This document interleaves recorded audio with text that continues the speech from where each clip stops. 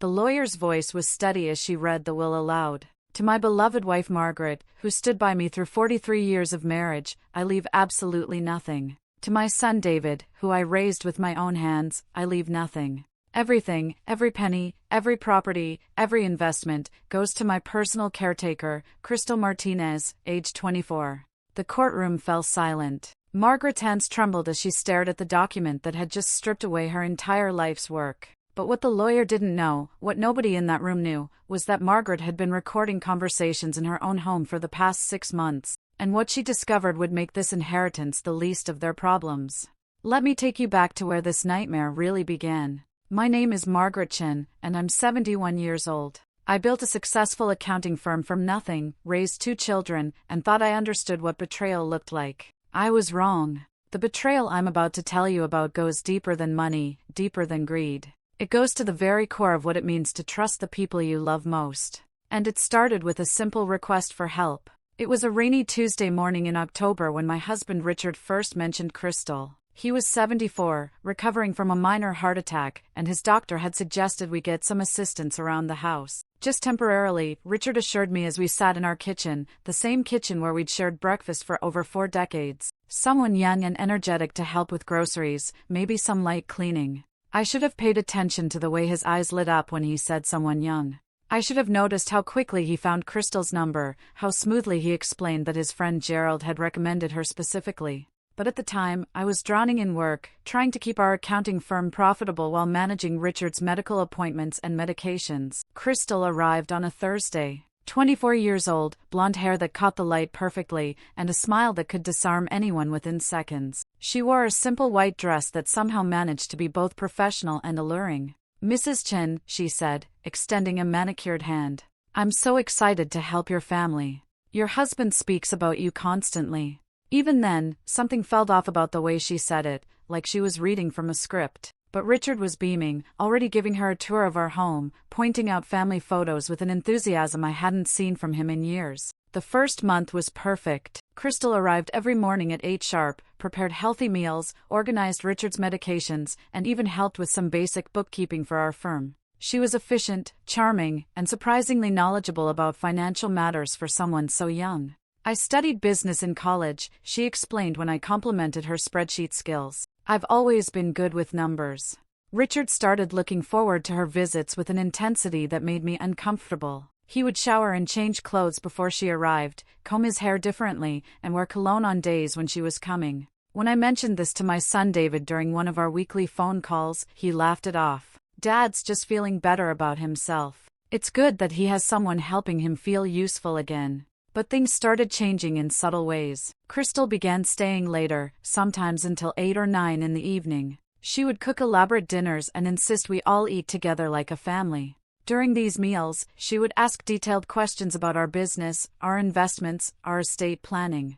"I just want to make sure I understand your situation completely," she would say sweetly. "The better I know your needs, the better I can help." Richard would answer everything, sharing details about our finances that I wouldn't discuss with our own children. When I tried to steer the conversation elsewhere, Crystal would touch Richard's arm and say something like, "Your husband is so smart about money. You're lucky to have someone who plans ahead." The real warning sign came during week 6. I was working late in my home office when I heard voices from the living room. Crystal was supposed to have left hours ago, but there she was, sitting close to Richard on our couch, going through what looked like legal documents. I couldn't hear the exact words, but I saw her point to different sections while Richard nodded along. When I walked into the room, they both looked up with guilty expressions. "Oh, Margaret," Richard said quickly, "Crystal was just helping me understand some insurance paperwork." Crystal smiled that perfect smile and gathered the papers. "Nothing important, Mrs. Chin. Just making sure everything is organized for you." But as she walked past me, I caught a glimpse of one of the documents.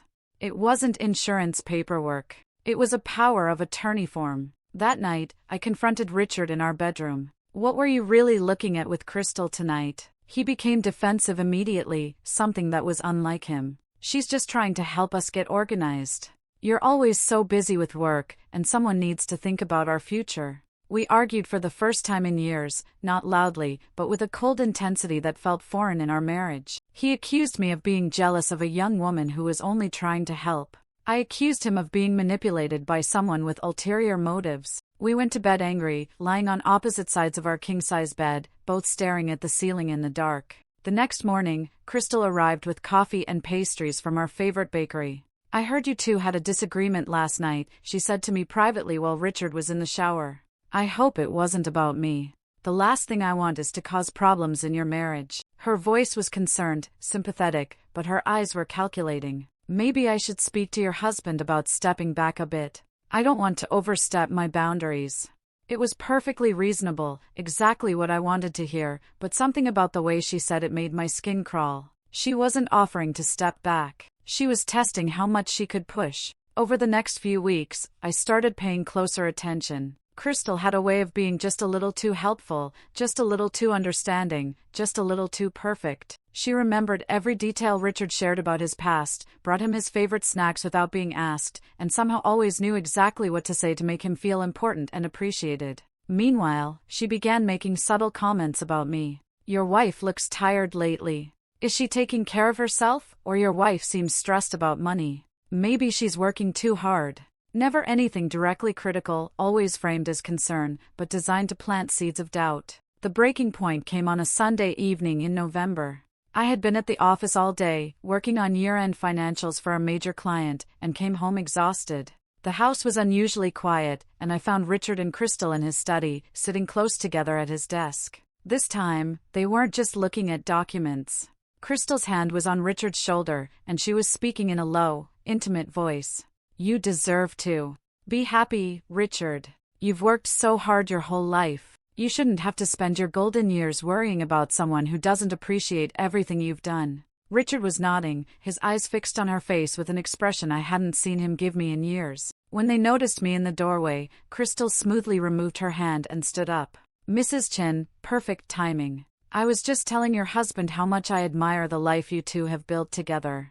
But Richard wouldn't meet my eyes, and I knew something fundamental had shifted in our house. That night, after Crystal left, Richard was different. Distant, cold. When I tried to talk to him about what I had witnessed, he brushed me off. "Crystal cares about our well-being. She's not like other people her age, only thinking about themselves. She actually listens." The implication was clear. Unlike me. That's when I made the decision that would change everything. The next day, while Crystal was grocery shopping and Richard was napping, I went to an electronics store and bought 3 small recording devices. If something was happening in my own home, something that threatened my marriage and possibly my financial security, I needed to know exactly what it was. I needed proof, because I had a terrible suspicion that Crystal's concern for our well-being had nothing to do with kindness and everything to do with money. And if I was right, this was just the beginning. Installing the devices was easier than I expected. I placed one inside the base of the living room lamp where Crystal and Richard spent most of their time together. The second went underneath Richard's desk chair in his study, and the third I hid inside the kitchen cabinet where Crystal often made private phone calls. Each device was voice-activated and could record for up to 12 hours. I tested them that evening while Richard watched television, speaking quietly to myself in different rooms. The audio quality was surprisingly clear. For the first 3 days, the recordings revealed nothing more than normal conversation. Crystal asking about Richard's medications, discussing meal preferences, small talk about the weather. I began to wonder if I was becoming paranoid, if jealousy was making me imagine threats that didn't exist. But on Thursday evening, everything changed. I was listening to that day's recordings on headphones in my office when I heard Crystal's voice, different from her usual sweet tone. She was on the phone in the kitchen, speaking in hushed, urgent tones. "No, he's not ready yet. Give me another month, maybe 2. He trusts me completely now, but I need to isolate him more from her." There was a pause, then Crystal continued. "She's the problem. She still has too much influence over the financial decisions. I need her completely out of the picture before we make our move." My blood ran cold. Another voice responded, but I couldn't make out the words. Crystal laughed, a sound I'd never heard from her before, cold and calculating. "Don't worry about the son. David barely visits, and when he does, he thinks I'm wonderful. He actually thanked me last week for taking such good care of his father." The conversation continued for another 10 minutes, but Crystal moved away from the microphone, and I could only catch fragments. Something about power of attorney, medical decisions, and once she's gone. When the call ended, I sat in my office chair, hands shaking, trying to process what I'd just heard. Crystal wasn't just after Richard's affection or even his money. She was planning something much more sinister, something that involved getting me out of the picture completely.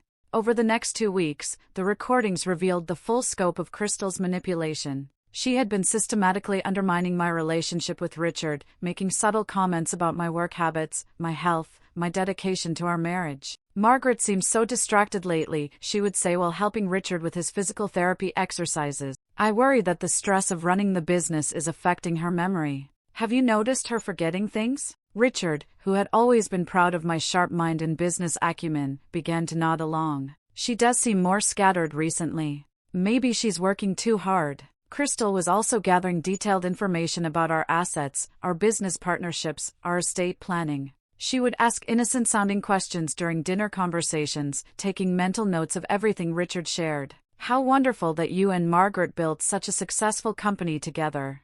It must be complicated, having so many different accounts and investments to manage. Richard would beam with pride and launch into detailed explanations of our portfolio, our real estate holdings, our retirement accounts, information that Crystal filed away for future use. But the most chilling discovery came on a Friday evening recording. Crystal was helping Richard organize his medication when she made a casual comment that made my heart stop.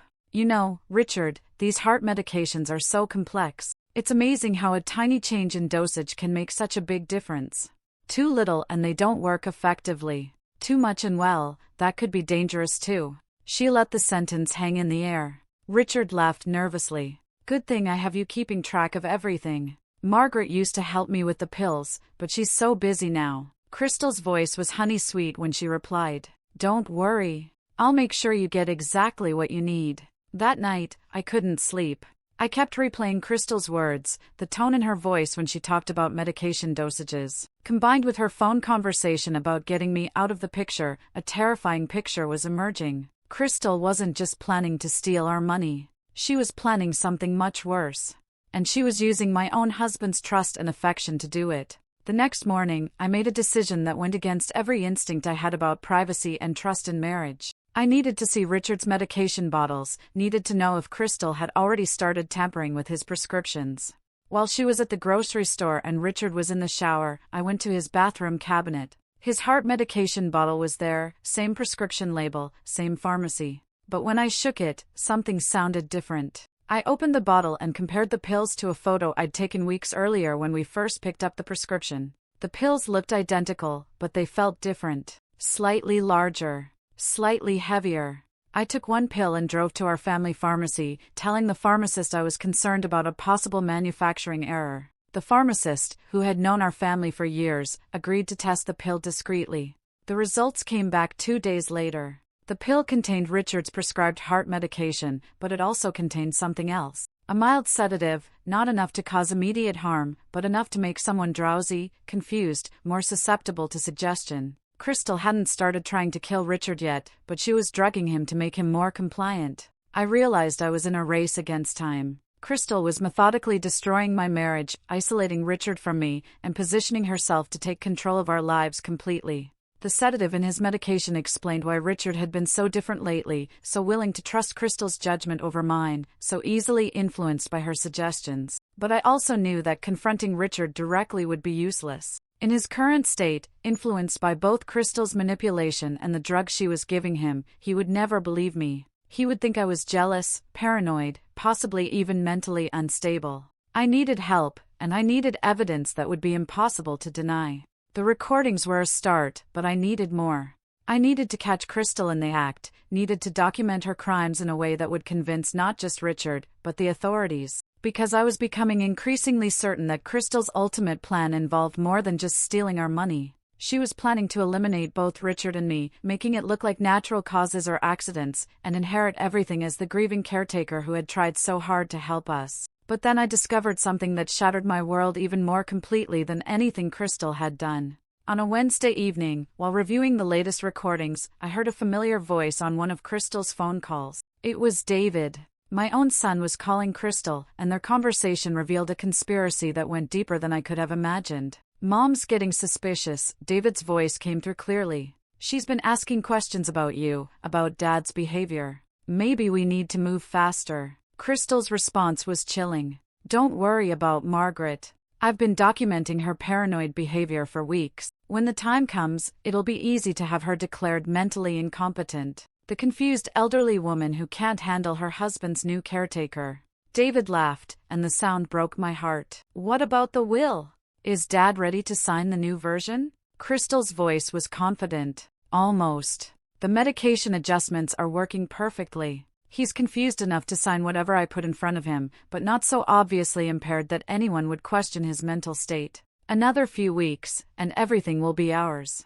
My son, the child I had raised and loved and sacrificed for, was plotting to steal everything Richard and I had built together. And he was doing it with this woman who was slowly poisoning his father. The betrayal was so complete, so devastating, that I sat in my office and cried for the first time since this nightmare began. But then anger replaced the grief. If they thought they could destroy my family, steal my life's work, and hurt the man I'd loved for over 4 decades, they were about to learn exactly what a desperate woman was capable of. I wasn't just going to stop them. I was going to destroy them the same way they were trying to destroy us. And I was going to use their own greed and arrogance against them. The next phase of my plan required me to become an actress in my own home. If Crystal and David thought I was becoming suspicious, I needed to convince them otherwise. I needed them to believe I was exactly what Crystal had been telling everyone I was, a confused, paranoid old woman losing her grip on reality. So I began to play the part they expected. The next morning when Crystal arrived, I greeted her with a bewildered expression. Crystal, dear, I'm so glad you're here. I've been having the strangest dreams. I keep thinking someone is moving things around in the house, changing my documents. I let my voice waver slightly, wrapping my robe tighter around me. Crystal's eyes lit up with interest. What kind of things, Mrs. Chin? I shook my head as if confused. Oh, I don't know. Probably nothing. Richard says I'm imagining things.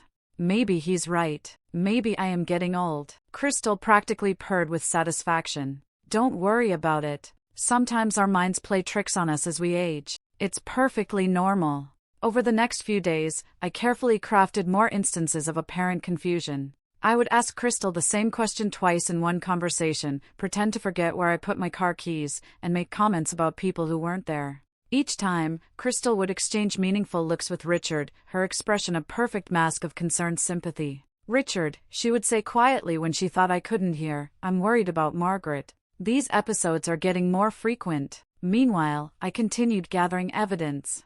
I had upgraded my recording equipment, purchasing more sophisticated devices that could capture conversations from greater distances. I also began photographing every document Crystal touched, every pill bottle she handled, every change she made to our household routine. I was building a case that would be impossible to deny, but I needed more than evidence of their conspiracy. I needed to catch them in the act of trying to execute their plan. The opportunity came sooner than I expected. On a Thursday afternoon, while pretending to nap in my bedroom, I overheard Crystal on the phone with someone new. The lawyer will be here tomorrow at 2 o'clock, she said. Make sure Richard has taken his afternoon medication early. I want him compliant but not obviously impaired. She paused, listening to the response. The new will is perfect. It leaves everything to me as his primary caretaker, with a small provision for David as the grateful son who supported his father's decision. Margaret gets nothing, and there's a clause stating that she's been showing signs of mental instability. My blood boiled as I listened to her casual discussion of destroying my life, but I forced myself to remain still. This was the break I needed.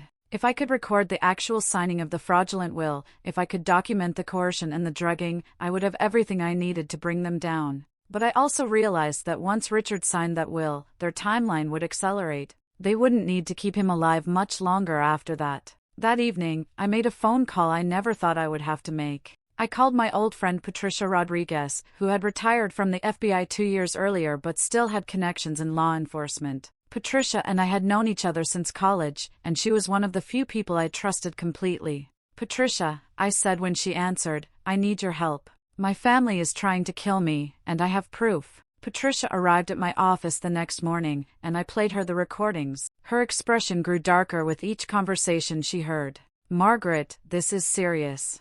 We're talking about elder abuse, financial fraud, conspiracy to commit murder, and drugging someone without their consent. But the fact that your son is involved complicates things legally. She was quiet for a moment, thinking. We need to catch them in the act. The will signing today could be perfect, but we need to make sure Richard is protected and that we have irrefutable evidence. Together, we devised a plan. Patricia would position herself outside our house with recording equipment and backup, while I would wear a wire and try to capture the entire will signing on audio. If Richard's life was in immediate danger, Patricia would intervene.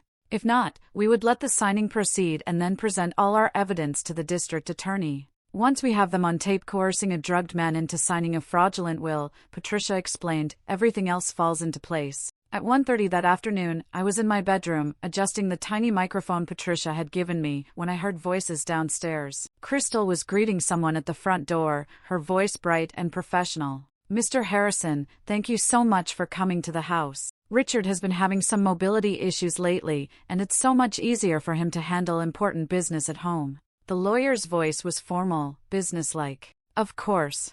I have the documents prepared according to your specifications. Shall we begin?" I made my way downstairs, moving slowly and appearing confused, just as I'd been practicing. In the living room, Richard was sitting in his favorite chair, looking drowsy and disoriented. Crystal stood beside him, one hand on his shoulder, while a middle-aged man in an expensive suit spread papers across our coffee table. "Oh," I said, blinking as if surprised, "I didn't know we were having company." Crystal's smile was patronizing. "Margaret, this is Mr. Harrison, Richard's lawyer. They're just taking care of some paperwork. Why don't you go rest? This won't take long." But instead of leaving, I sat down in the chair across from Richard. "Paperwork? What kind of paperwork?" The lawyer looked uncomfortable, glancing between Crystal and me. "Mrs. Chen, your husband is updating his will. It's really a private matter." I looked at Richard, who was staring at the papers with a glazed expression. "Richard, honey, are you sure you want to do this today? You look tired." Crystal's grip on his shoulder tightened. "Richard has been very clear about his wishes, Margaret. Haven't you, Richard?"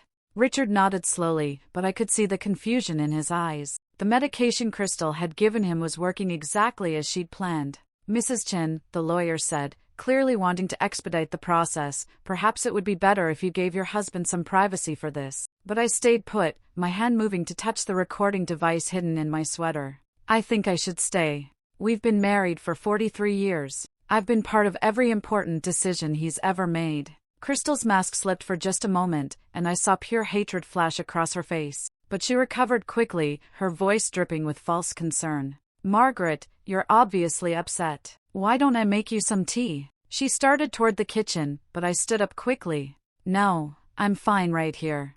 The tension in the room was palpable. The lawyer was looking increasingly uncomfortable, Richard was struggling to focus on the documents, and Crystal was clearly frustrated that I wasn't playing along with her script. That's when Richard did something that surprised all of us. He looked up at me with sudden clarity, as if the fog had lifted for a moment. "Margaret," he said, his voice stronger than it had been in weeks, "what's happening? Why are all these people here?" For just an instant, I saw my real husband, the man I'd married, fighting through the haze of drugs and manipulation. "I don't understand what I'm supposed to sign." Crystal moved quickly, her voice soothing but urgent. "Richard, we talked about this. You wanted to make sure your affairs were in order, remember? You said you wanted to take care of the people who really matter to you." But Richard was looking at me, not at her. "Margaret, do you think I should sign this?" It was the first time in months that he'd asked for my opinion, and I realized this was my moment. Everything depended on what happened in the next few minutes.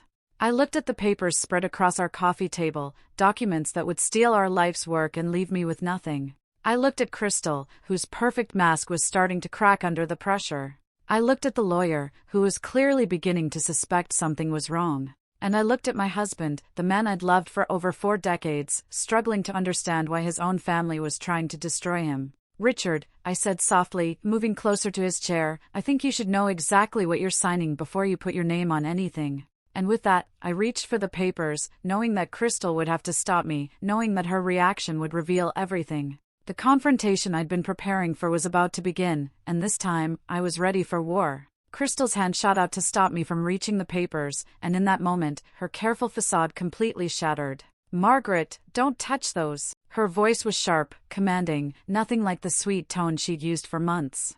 The lawyer looked startled by her aggressive reaction, and Richard's eyes widened with confusion. "Crystal," he said slowly, "why can't Margaret see the papers? She's my wife. I seized the moment, my voice trembling but determined. Richard, honey, I think there are some things about Crystal that you need to know. Crystal stepped between us, her face flushed with anger. Margaret, you're having another one of your episodes. Mr. Harrison, I'm sorry, but as I mentioned on the phone, Mrs. Chen has been experiencing some mental health issues lately. Paranoid delusions, accusations against the people trying to help her. But something had changed in Richard's demeanor. The fog of confusion was lifting, and he was looking at Crystal with growing suspicion. What kind of accusations? He asked. I took a deep breath, knowing this was my only chance. Richard, Crystal has been drugging your medication. She's been planning to steal everything we own, and she's been working with David to do it. The words hung in the air like a bomb waiting to explode.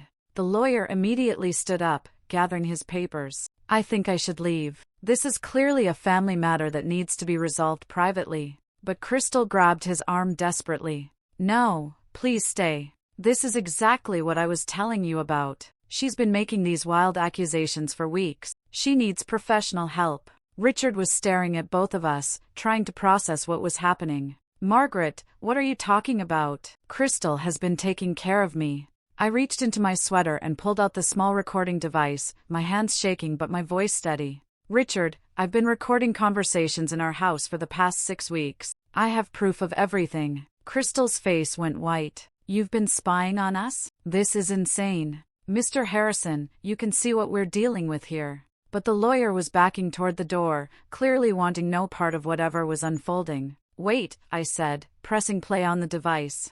Crystal's voice filled the room, crystal clear and unmistakably hers. The medication adjustments are working perfectly. He's confused enough to sign whatever I put in front of him, but not so obviously impaired that anyone would question his mental state. Richard's face went pale as he heard the recording. Another few weeks, and everything will be ours. The lawyer stopped in his tracks, his professional instincts taking over. Mrs. Martinez, is that your voice on the recording? Crystal was backing toward the door now, her composure completely gone. This is entrapment. She's been recording private conversations without consent. This is illegal. But Richard was struggling to stand up, his voice growing stronger with each word. Crystal, what did you do to my medication? I played another segment, this one even more damning. Don't worry about Margaret. I've been documenting her paranoid behavior for weeks. When the time comes, it'll be easy to have her declared mentally incompetent. Richard's hands were shaking as he gripped the arms of his chair. You are going to have my wife declared incompetent? Crystal was at the door now, but I wasn't finished. Richard, there's more. Listen to who she's been talking to. I played the recording of David's voice. Mom's getting suspicious. Maybe we need to move faster. Richard's face crumpled as he recognized our son's voice. What about the will? Is Dad ready to sign the new version? The betrayal was written across Richard's features as he realized the scope of the conspiracy against us. David, he whispered. Our David is part of this? Crystal made a run for the door, but it opened before she could reach it. Patricia Rodriguez stepped into our living room, her FBI credentials clearly visible, followed by 2 police officers. Crystal Martinez, you're under arrest for elder abuse, fraud, and conspiracy to commit financial crimes. Crystal spun around, looking for an escape route that didn't exist. This is harassment. They've been recording me illegally. Patricia's voice was calm and professional. Actually, Mrs. Chen was recording conversations in her own home, which is perfectly legal. And the evidence we've heard is more than sufficient for multiple felony charges. One of the officers moved to handcuff Crystal while Patricia continued. We've also been monitoring your phone calls for the past week with a court-ordered warrant. We know about the bank accounts you've opened, the forged documents, and the plan to eliminate both Mr. and Mrs. Chen. The lawyer, who had been frozen in shock, finally found his voice. Officers, I want to make it clear that I had no knowledge of any criminal activity. I was hired to draft a will, and I was told Mr. Chen was of sound mind and acting voluntarily. Patricia nodded. We understand, Mr. Harrison. You're not under suspicion, but we will need your testimony about what you observed here today. Richard was struggling to process everything he'd heard and seen. Margaret, how long have you known? I sat down beside him, taking his trembling hands in mine. I suspected something was wrong for weeks, but I only discovered the full truth recently. Richard, she's been putting sedatives in your heart medication. That's why you've been feeling confused and foggy. His eyes filled with tears as the reality of his betrayal sank in. I trusted her. I thought she cared about me. Crystal was screaming as the officers led her toward the door. This is all lies. David will tell you the truth. We were trying to protect Richard from her. She's the one who's unstable. But her protests fell on deaf ears as Patricia read her rights.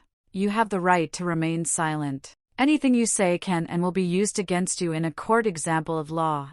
As the police car pulled away with Crystal in the backseat, Richard broke down completely. Margaret, what have I done? I almost lost everything we built together. I almost lost you.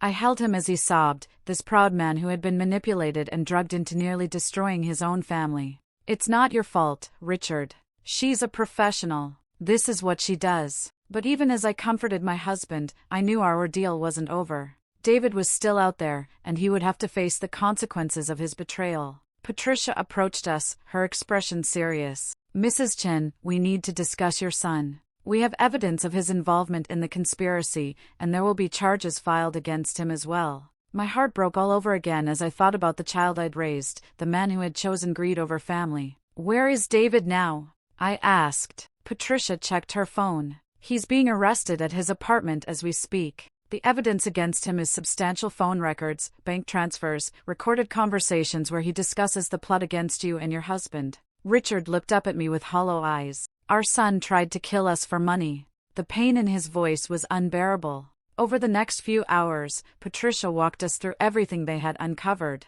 Crystal Martinez wasn't even her real name. She was actually Maria Santos, a woman with a history of targeting elderly victims. She had previous arrests in 3 other states for similar schemes, always working with a family member or close friend of the victim. David contacted her through an online forum, Patricia explained. He was looking for someone to help him gain access to your assets, and she saw an opportunity. The bank accounts they had opened together contained over $200,000, money they had been siphoning from our business accounts over the past 4 months.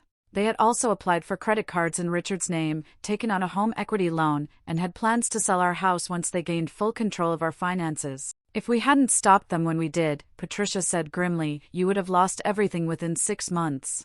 But the financial crimes were nothing compared to what they had planned for us personally. Patricia showed us text messages between David and Crystal discussing the best methods to eliminate the obstacles. They had researched untraceable poisons, staged accidents, and ways to make murders look like natural deaths. Your son was particularly interested in making it appear that you had died in your sleep from a heart attack, Patricia told Richard, while Crystal focused on ways to make Margaret disappear entirely. As the sun set on what had been the most devastating day of our lives, Richard and I sat in our living room, holding each other and trying to process the magnitude of the betrayal we had experienced. Our son, the child we had loved and sacrificed for, had been willing to murder us for money. The woman we had welcomed into our home had been systematically planning our destruction from the moment she walked through our door. How do we move forward from this?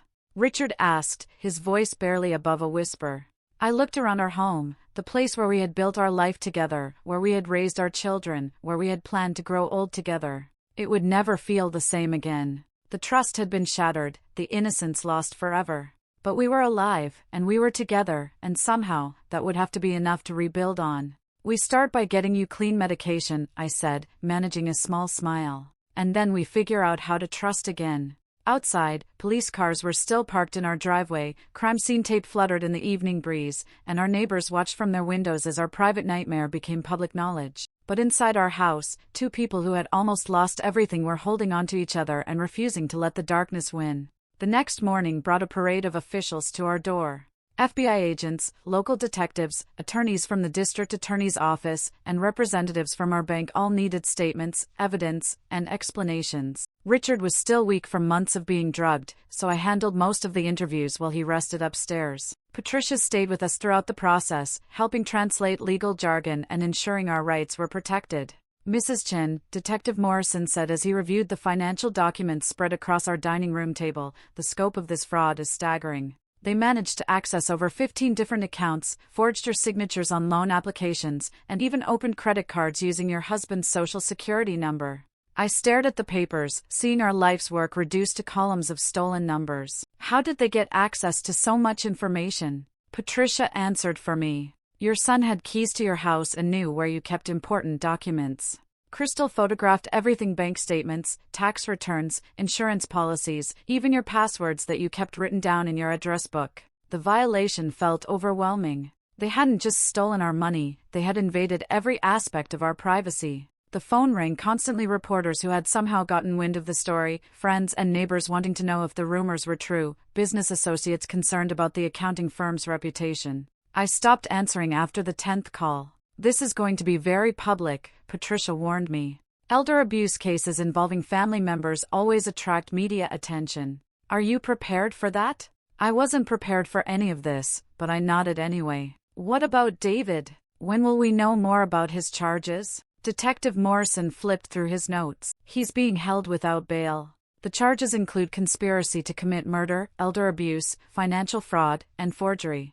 With his prior knowledge of your routines and access to your home, he's considered the primary architect of the scheme.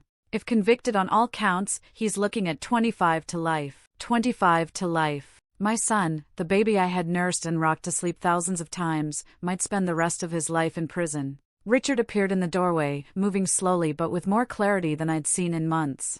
"Have they said why? Why he did this?" Detective Morrison's expression softened slightly. "Money, mostly. He was in significant debt: gambling debts, failed business ventures, lifestyle expenses he couldn't afford. Crystal convinced him that you and your husband wouldn't live much longer anyway, and that this way he could inherit early and solve all his problems." Richard sank into a chair, aging 10 years in that moment. "We would have helped him. If he had just asked, we would have helped him with his debts." I reached for his hand, knowing that this guilt would eat at him for the rest of his life. He didn't ask because he knew we would have wanted him to face his problems honestly. This was easier for him. Over the next few weeks, as Richard's system cleared of the sedatives Crystal had been giving him, his personality began to return. The fog lifted, his memory sharpened, and his natural skepticism reasserted itself. But with clarity came pain. He remembered things he had said to me during those months, ways he had dismissed my concerns, moments when he had chosen Crystal's word over mine. "Margaret, I'm so sorry. I said terrible things to you. I made you feel like you were going crazy. You were being drugged, Richard. None of that was really you." But he shook his head, tears streaming down his face. "Some of it was me. The part that was flattered by her attention, the part that enjoyed feeling young and desirable again. She didn't create those feelings, she just exploited them." His honesty was painful but necessary. We couldn't rebuild our marriage on lies, even comfortable ones. The trial preparation consumed months of our lives. Lawyers briefed us on testimony procedures, prosecutors walked us through evidence, and victim advocates helped us understand the legal process. Crystal had hired an expensive defense attorney who was arguing that she was just a caregiver who had gotten romantically involved with an older man, and that all the financial transfers were gifts he had given her willingly. "They're going to try to paint you as a jealous wife who misunderstood a consensual relationship," our prosecutor warned me. "They'll claim the recordings were taken out of context and that your husband was of sound mind when he made financial decisions." I felt my anger rising. What about the medication tampering? What about the murder plots?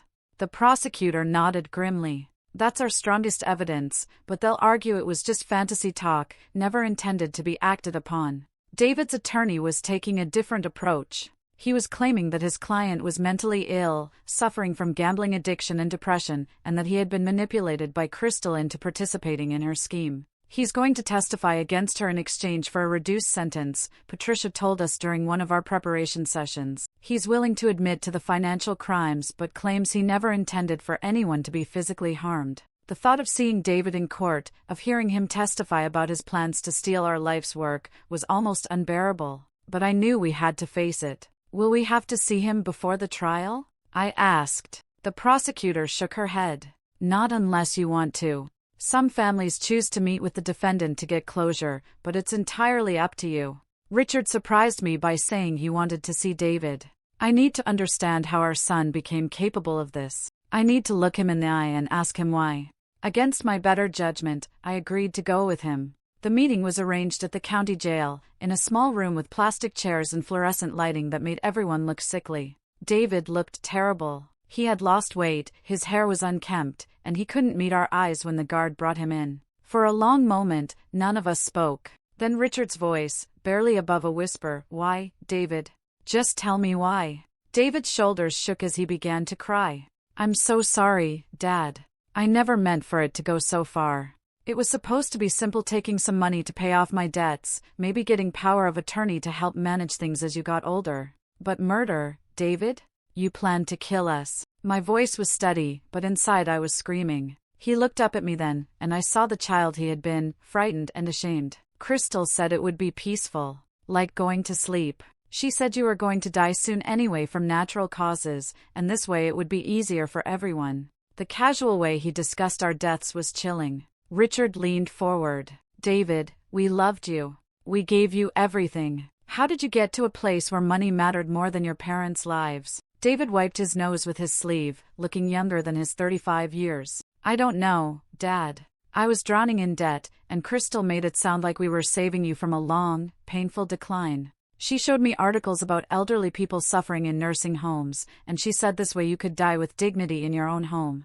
It was all rationalization, of course. Crystal had found his weakness, his financial desperation, and his fear of confronting his problems, and had used those vulnerabilities to turn him into an accomplice to murder. But knowing the psychology behind his betrayal didn't make it hurt any less. What happens now? David asked, finally meeting his father's eyes. Now you testify truthfully about what you did and what Crystal planned, I said.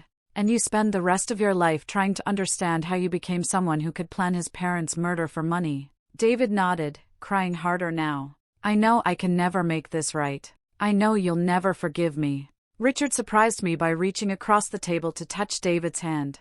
I forgive you, son. But I'll never trust you again, and I'll never forget what you were willing to do to us. It was the last time either of us would speak to David as his parents. Whatever relationship we'd had with him died in that sterile room, replaced by something I couldn't even name. The trial began 3 months later, and it was every bit as brutal as we'd been warned. Crystal's defense attorney painted me as a paranoid, controlling wife who had driven her husband to seek comfort elsewhere. They claimed Richard had fallen genuinely in love with Crystal and had wanted to provide for her financially. Ladies and gentlemen of the jury, the defense attorney said in his opening statement, this is not a case about elder abuse. This is a case about a love affair that an embittered wife couldn't accept. But when the prosecution played the recorded conversations, when they presented evidence of the medication tampering, when they showed the jury the detailed murder plans that Crystal and David had exchanged in text messages, the defense's narrative fell apart. Crystal's true nature was revealed, a predator who had specifically targeted wealthy elderly men, a woman who had left a trail of victims across multiple states. David's testimony was the most damaging to Crystal and the most heartbreaking for us. He described in detail how she had approached him through an online forum for people with gambling debts, how she had researched our family and our assets, how she had coached him on ways to gain access to our home and our financial information. She said my parents were old and sick anyway, and that this way I could inherit early and they wouldn't have to suffer through a long decline. When the prosecutor asked David directly if he and Crystal had planned to murder us, his voice broke as he answered, yes. We planned to increase my father's medication until his heart gave out, and we planned to make my mother disappear so it would look like she had wandered off and gotten lost. Crystal said she knew ways to make people disappear that would never be traced back to us. Richard held my hand tightly as our son described the details of our planned murders. The man I had loved for over 4 decades was hearing his own child describe how he intended to kill us, and I could feel him breaking apart beside me.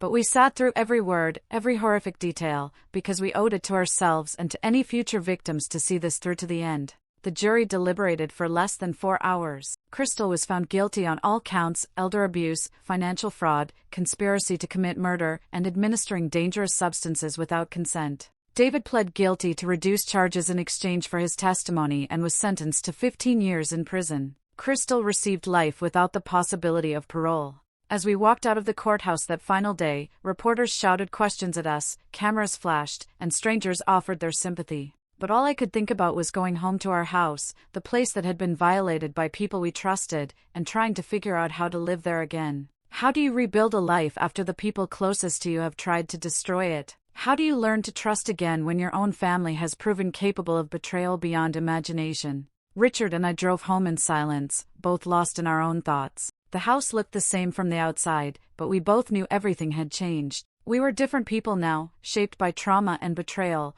but also by survival and the discovery of our own strength. We had faced the worst that human nature could offer, and we were still standing. That had to count for something. The months following the trial were the hardest of our marriage. Richard fell into a deep depression, barely eating, sleeping most of the day, and refusing to discuss what had happened. The guilt consumed him. He blamed himself for trusting Crystal, for pushing me away, for not protecting. Built together.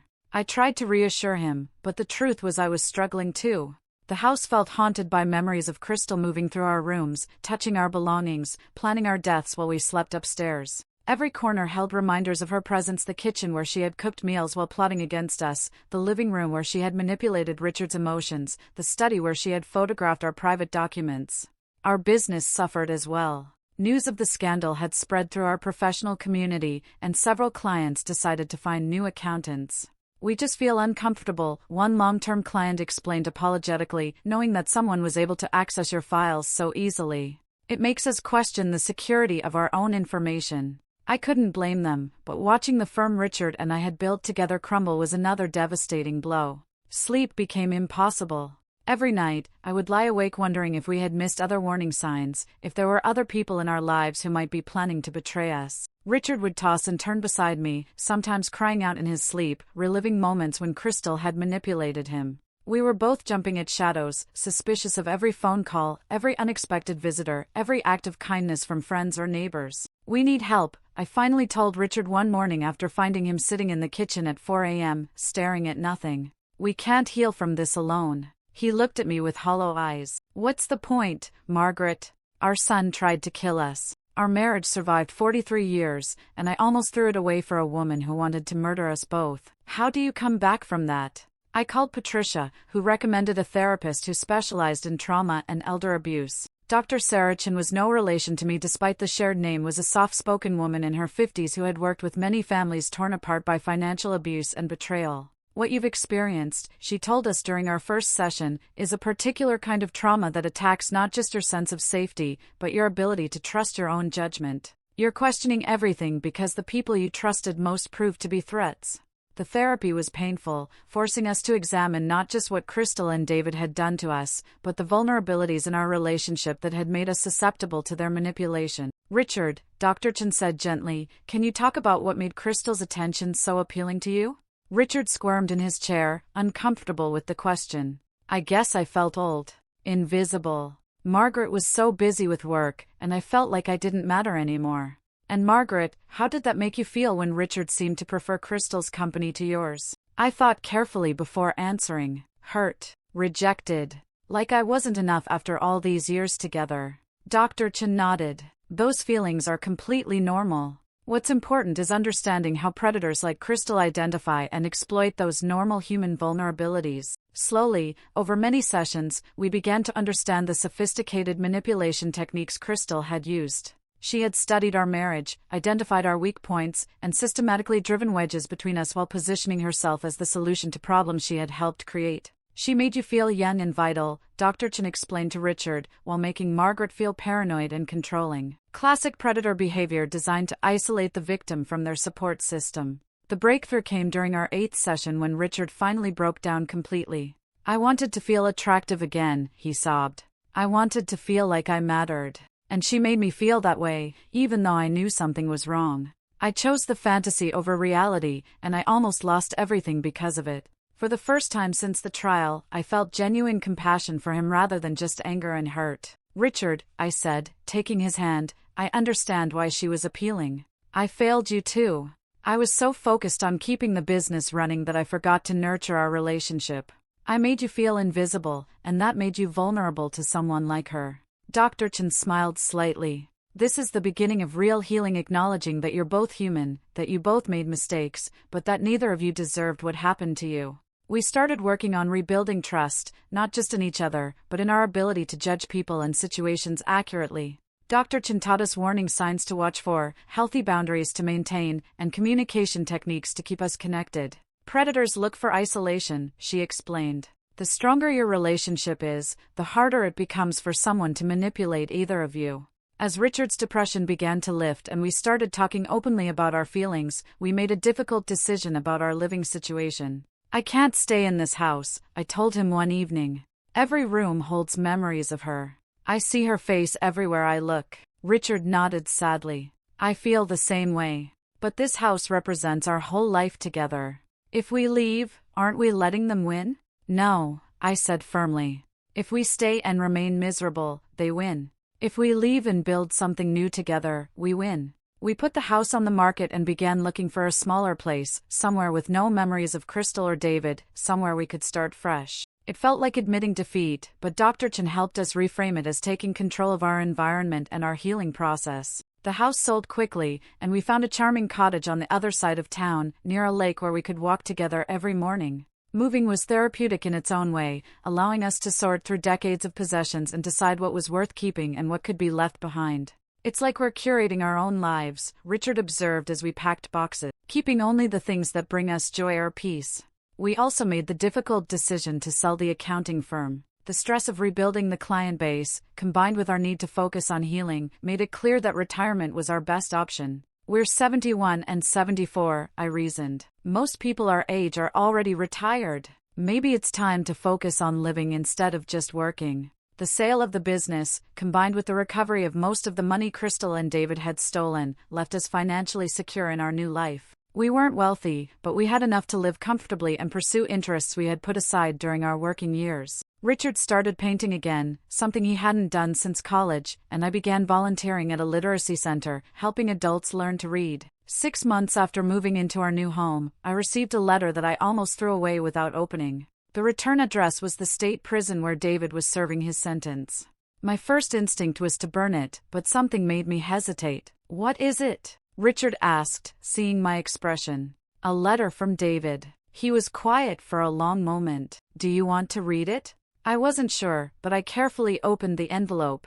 The letter was handwritten, 3 pages of small, careful script. "Dear Mom and Dad," it began, "I know I have no right to contact you, and I understand if you throw this letter away without reading it. But I need you to know that not a day goes by that I don't think about what I did to you, what I was willing to do to you. I have been in therapy in prison, trying to understand how I became someone capable of planning my parents' murder for money." He went on to describe his gambling addiction, his mounting debts, his shame at facing his problems honestly. "Crystal found me at my lowest point and convinced me that what we were planning was actually mercy, that we were saving you from a long decline and suffering. I know now that was just rationalization, just my way of avoiding the truth that I was willing to kill the people who loved me most for money to solve problems I had created." The letter continued, "I don't expect forgiveness. I don't deserve it. But I want you to know that the person who planned those things was not the son you raised. That person was created by addiction, shame, desperation, and the influence of someone who specialized in turning people into monsters. The real me, the person you raised with love and values, is horrified by what I was willing to do." Richard read the letter over my shoulder, and I felt him tense as he took in our son's words.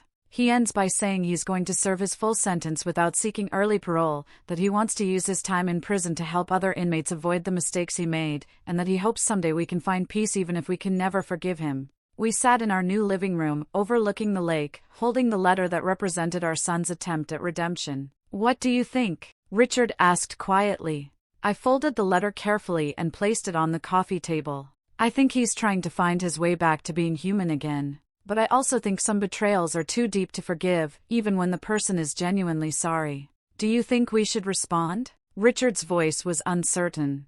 I considered the question carefully. Part of me wanted to ignore the letter, to maintain the complete separation we had established. But another part of me, the part that had loved David before he became capable of such betrayal, felt the pull of maternal instinct. "I don't know yet. Maybe someday. But not now. We're still healing, and we need to focus on that." That evening, as we walked around the lake in the golden light of sunset, Richard took my hand and said something that surprised me.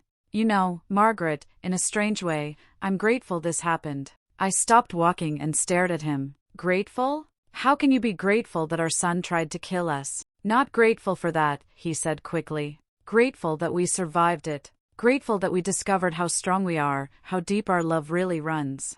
Before this happened, we were just going through the motions of being married. Now we're choosing each other every day, working to rebuild something better than what we had before." I thought about his words as we continued our walk. The woman who had entered that courthouse months ago, listening to her husband's will being read, was someone I barely recognized now. That woman had been passive, reactive, accepting whatever life handed her. The woman I had become was stronger, more aware, more intentional about her choices and relationships. "You're right," I told Richard as we reached our front door. "We're not the same people we were before this happened. We're different in some painful ways, but also different in some important ways."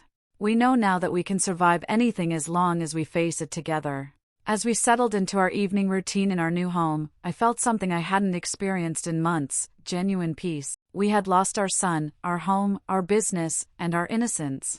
But we had found each other again, and we had discovered reserves of strength and resilience we never knew we possessed. Tomorrow would bring new challenges, new opportunities to practice trust and communication, new chances to build the life we wanted rather than just accepting the life that happened to us. For the first time since this nightmare began, I was looking forward to tomorrow. 2 years later, I was standing in our kitchen making coffee when the phone rang. It was Patricia Rodriguez, and her voice carried an urgency that immediately put me on alert. "Margaret, I need to tell you something about Crystal. She died in prison last night." I sat down heavily, not sure how to process this information. "What happened?" "Another inmate killed her," Patricia explained.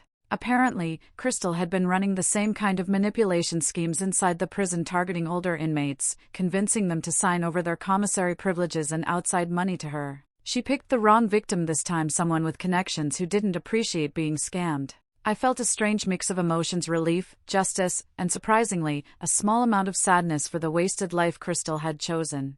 I called Richard in from the garden where he had been tending to his roses, a hobby he had taken up as part of his healing process. When I told him the news, he was quiet for a long moment. "I should feel something more," he said finally. "Relief, satisfaction, something. But mostly, I just feel empty about it. She's gone, but she can't give us back what she stole from us: the time, the trust, the innocence."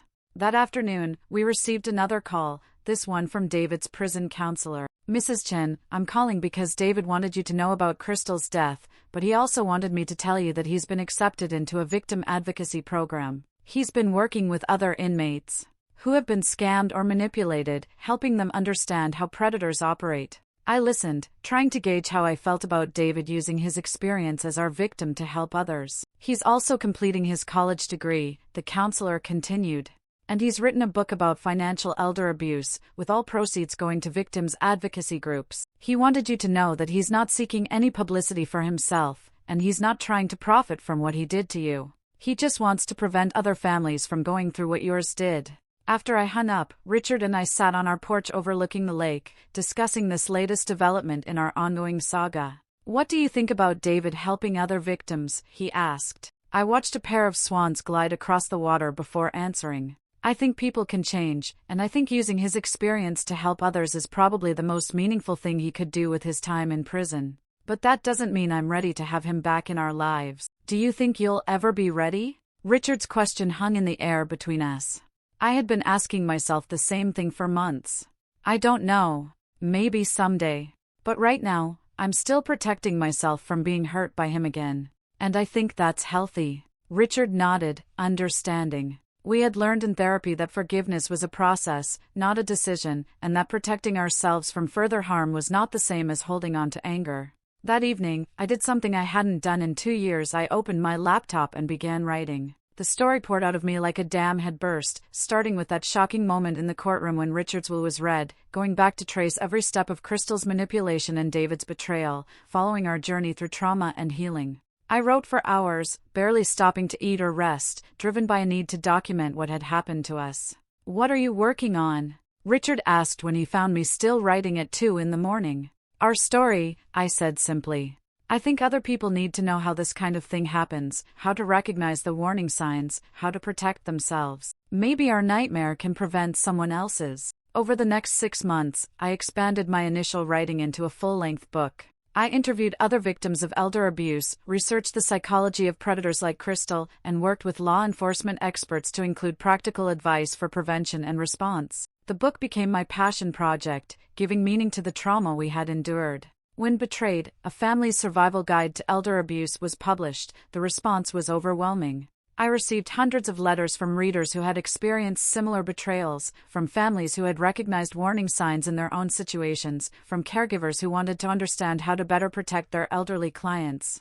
The book tour took me to cities across the country, where I spoke to audiences of seniors, family members, and professionals about the realities of elder abuse. One evening, after a particularly moving presentation in Denver, a woman approached me with tears in her eyes. "Mrs. Chen, your book saved my mother's life. Her new boyfriend was pressuring her to change her will and sign over power of attorney.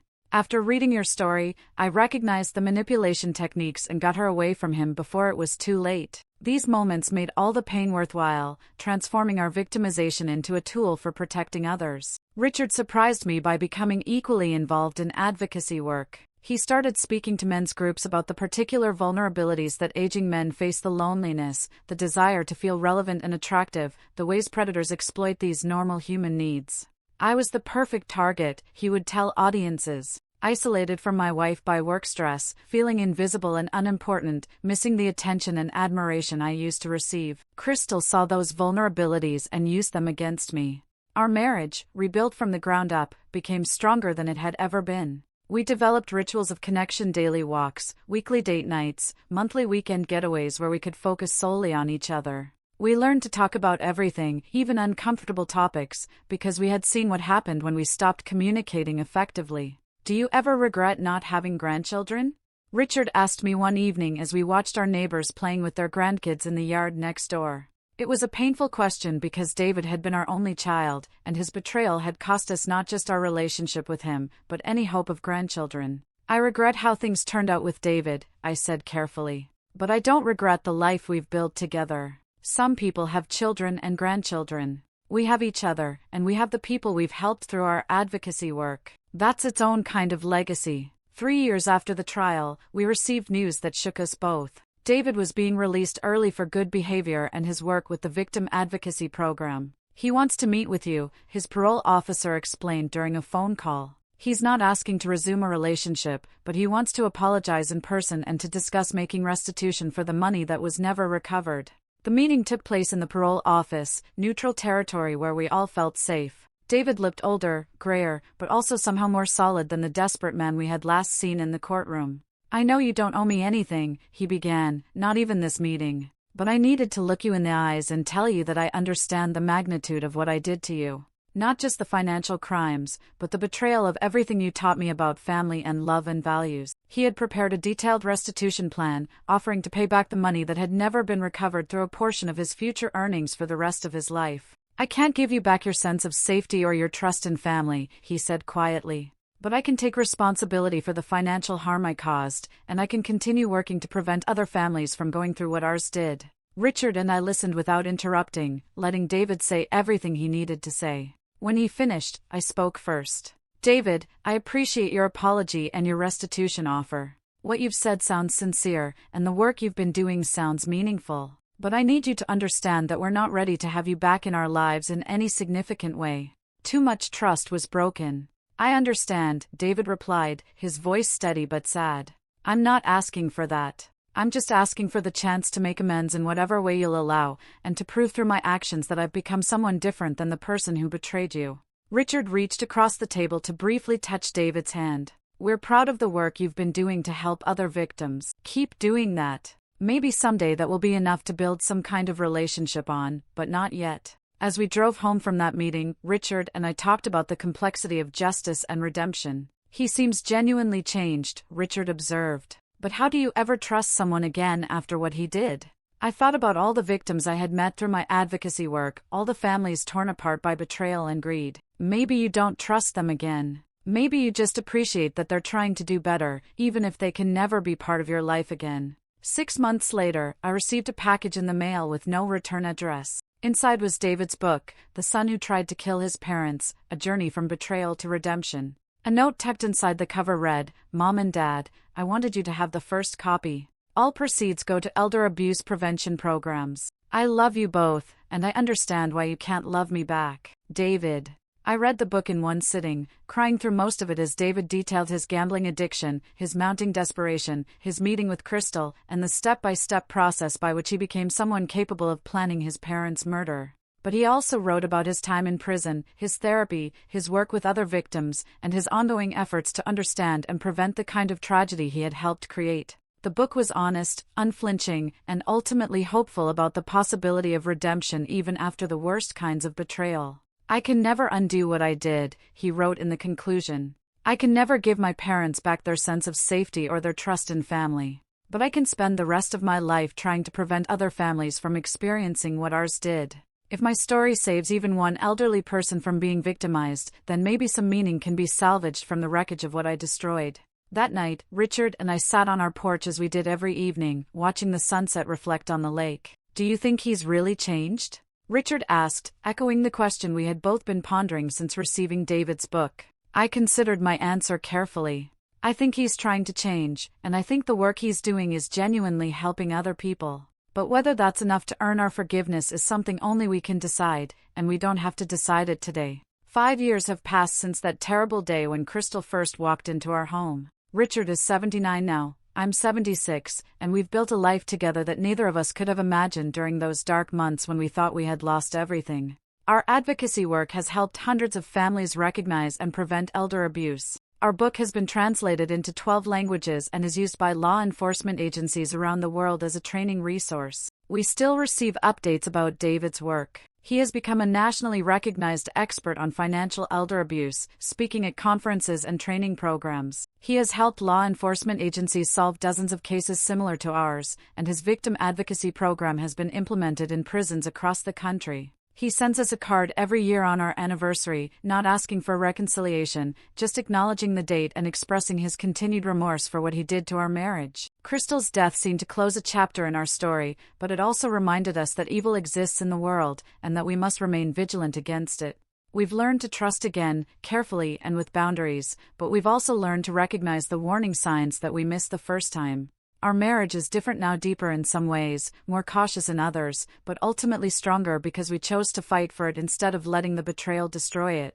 Sometimes people ask me if I regret the path our lives took, if I wish we had never hired Crystal, never experienced the trauma that nearly destroyed us. It's a complicated question because while I wouldn't wish our experience on anyone, it led us to discover strength we didn't know we had, and it gave us a mission that has brought meaning to our later years. We are not the same people we were before Crystal entered our lives, and in many ways, we are better people for having survived her. The house by the lake has become our sanctuary, a place where we can heal and grow and love each other without the shadows of betrayal lurking in every corner. We have dinner parties with new friends who know our story and admire our resilience. We have quiet evenings reading by the fire, walks around the lake where we talk about everything and nothing, and lazy Sunday mornings where we can simply enjoy being alive and together. Last month, I received a letter from a woman in Oregon whose story was remarkably similar to ours. Her daughter and the daughter's boyfriend had been systematically stealing from her, drugging her medication, and planning to have her declared incompetent. "Your book saved my life," she wrote. "I recognized the warning signs just in time, and I was able to get help before they succeeded in destroying me."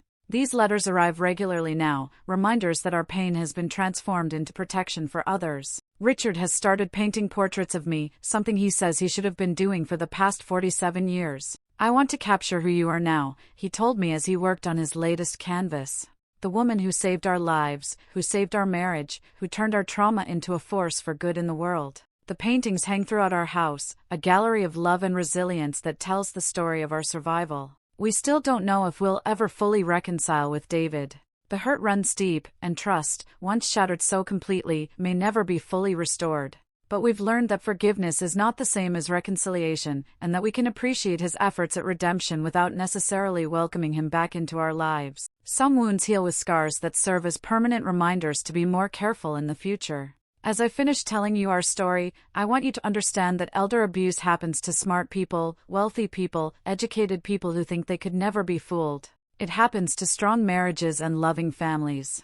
It happens because predators are sophisticated and patient, and because they understand that everyone has vulnerabilities that can be exploited given enough time and access. But I also want you to understand that survival is possible, that relationships can be rebuilt stronger than before, and that even the worst betrayals can be transformed into something meaningful if you refuse to let them destroy you. Richard and I could have let Crystal and David's betrayal end our marriage, bankrupt us financially and emotionally, and leave us broken and bitter for whatever years we had left. Instead, we chose to fight. We chose to heal. We chose to use our experience to protect others. We chose to rebuild our love on a foundation of honesty, communication, and mutual respect. We chose to become advocates and educators, transforming our victimization into a tool for prevention. Tonight, as I sit beside Richard on our porch, watching the stars reflect on the calm water of our lake, I feel something I never expected to feel after everything we've been through: gratitude. Not gratitude for the betrayal itself, but gratitude for discovering that we were strong enough to survive it, that our love was deep enough to be rebuilt, and that our story could become a source of hope and protection for others facing similar darkness. If you're watching this video because you're concerned about a situation in your own life, please trust your instincts. If something feels wrong, investigate. If someone is trying to isolate you from your support system, resist. If anyone is pressuring you to make quick financial decisions or sign documents you don't understand, get independent advice. And most importantly, remember that predators count on your silence and shame to succeed. Talk to people you trust, ask questions, and never be embarrassed to protect yourself. Our story began with betrayal and nearly ended with murder. But it concludes with love, justice, and the knowledge that even in our 70s, we were capable of starting over and building something beautiful from the ashes of what was destroyed. Sometimes the ending you get is not the ending you planned, but it can still be an ending worth living for. The woman sitting in that courtroom 5 years ago, listening to her husband's will strip away everything she had worked for, thought her life was over. She was wrong. Her life was just beginning.